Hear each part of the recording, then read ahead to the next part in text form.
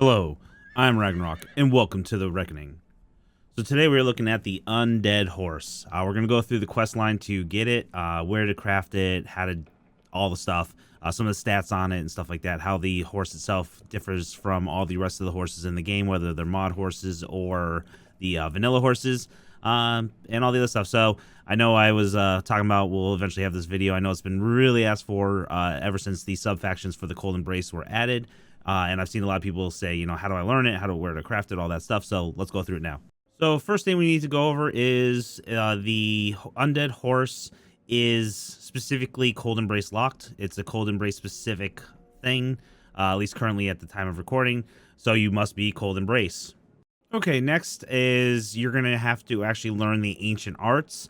If you look at any of our magic videos, we go over the ancient arts, or if you look at the sub-faction videos, we go over it. Basically, we're in the Cold Embrace faction hall, that little portal that's in the sub-faction room. If you go to the room straight, not left for the Empyrus or right for the Saguis, but if you go straight, right here is your Grand Magus. You talk to them, and you have to learn ancient arts. Next, we're going to have to learn blood magic. We go over the specifics of a lot of the blood magic stuff in our blood magic video, so definitely check that out if you haven't yet already. However, to learn blood magic, you're just going to go to the Burrow King Den. You need a 1 demon blood in your inventory to get through the door that's over here. And right up here on the right is the obelisk for blood magic. Now this is level 70 locked, so you're not going to be able to learn blood magic to your level 70. Next, you have to learn one of the sub-factions, and it doesn't matter which one you learn. You can learn the Saguis or the Empress Knight. I myself learned the Saguis this time around. I can show you real quick. Let's see. Feats.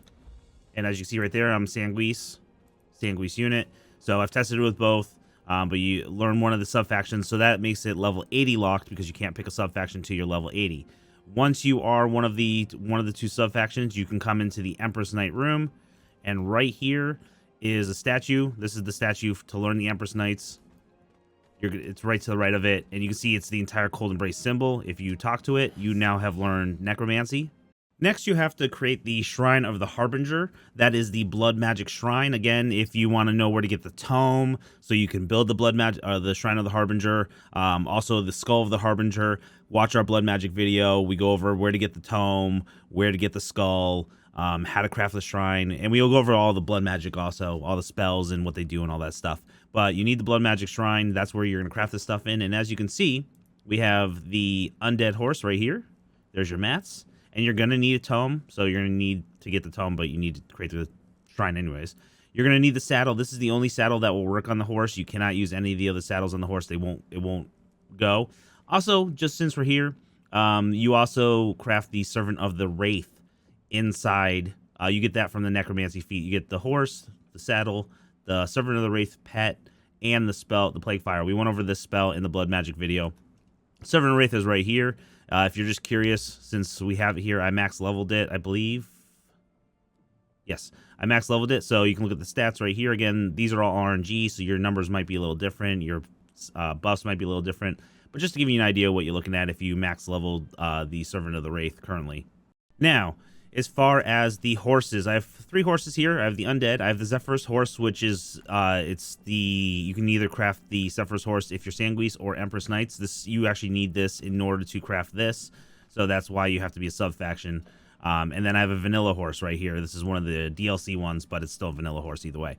Just to get an idea of the stats. Now I max leveled all 3 of these, so just to take a look, we'll hop on. That's not hop on. There we go. So if you look at the blue bar, it says 600. That's our current stamina pool for this horse. This horse also has 5,000 HP. Again, RNG, so the stamina numbers aren't going to change. Vanilla horses are 600. But the HP, that could be different depending on the horse you have. Now let's hop on the Zephyras horse, which is the Cold Embrace sub-faction horse. The stamina is 700. Almost 14,000 HP, so significant amount more HP and 100 more stamina, which is really nice. Now the Undead Zephyras horse. And I keep hitting crouch for some reason. So the HP is lower, so it's 9,000. Again, you can get a range, so you might end up with a horse that only has like 10,000. You might end up with a horse, an undead horse that has 11 or 12,000. So the numbers can range considerably. This one probably has like a massive health, HP, or vitality boost in it. Either way, look at the stamina. That's the main reason we're showing this. Is it's 800, so it does have the the largest stamina pool of all the horses.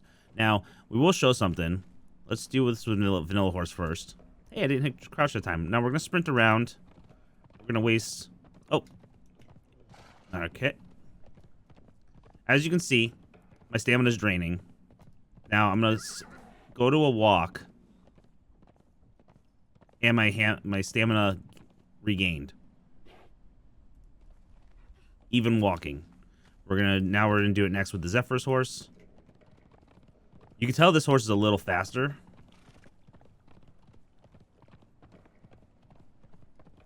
Go to a walk. And that's just walking. That's not with a sprint. And stamina regains.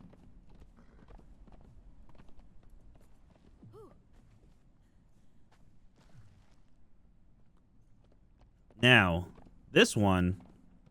Now the undead horse is the fastest of the horses. You can slightly tell if you did a race. It doesn't really matter, but I have tested it. It is the fastest of all the horses, movement speed. And it has, you can see, it almost feels like stamina is draining a lot slower too. I mean, it could just be because the stamina pool is higher, so it looks like it's slower, but it's the same number, same speed. But it does seem like it's dropping a lot slower. Now, what we're going to do is we're going to move to a walk. And this is walking. And as you can see, the stamina is still dropping, just in lower increments. And now I stop. And stamina regens. So the one thing about the undead horse is that it drains stamina. And this is how it's intended to be used. Because it has a larger stamina pool. And it's the fastest of all horses. So essentially, not only can you run longer, you can travel a greater distance. Under the same amount of stamina usage. It will drain stamina walking also. So any kind of movement at all will drain its stamina. And you cannot replenish stamina on the horse unless you literally stop moving. So it's a kind of a give and take. You get faster movement, larger stamina pool. However, you have to stop to regain. So once you fully sprint it out, which is going to take a little bit of while, as you can see, you can get a pretty big distance. For giggles, let's test it out. Let's see how far we can get real quick before the stamina runs out. Hopefully I can keep going. I wonder if we can make it to the other side. I wonder if we can make it to Asgarth. I don't think we're gonna make it that far. And it's not a considerable speed increase. I mean, it is slight. It is slight noticeable if by chance you are racing next to a friend that has the regular horse. You are gonna notice a difference. Let's see how far we can get with the current stamina pool.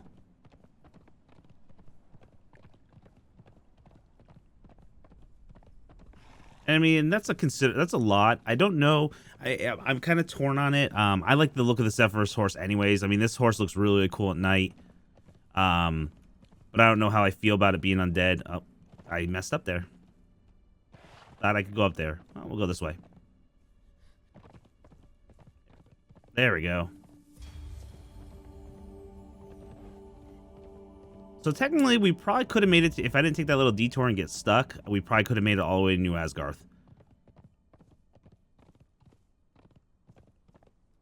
Now, as you can see, I'm out of stamina. I can't sprint anymore. If I get hit by something on this horse, it's going to push me off because that's the mechanic. Obviously, once you're out of stamina, if you take any amount of damage, it basically knocks you off your horse.